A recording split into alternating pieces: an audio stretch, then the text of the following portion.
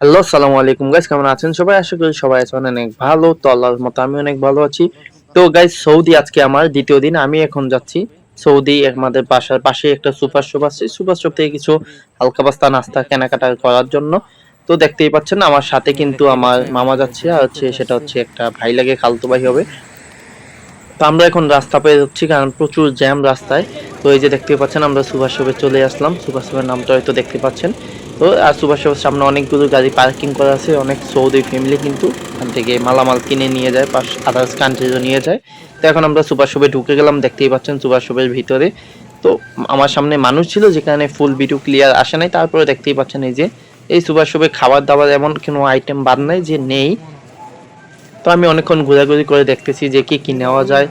তো তারা দেখতেছিল চাল টাল কিরকম। তো আমি আমার নিজের একটা ভিডিও করে একটু সুপার শপটা দেখালাম যে কিরকম ভিতরে।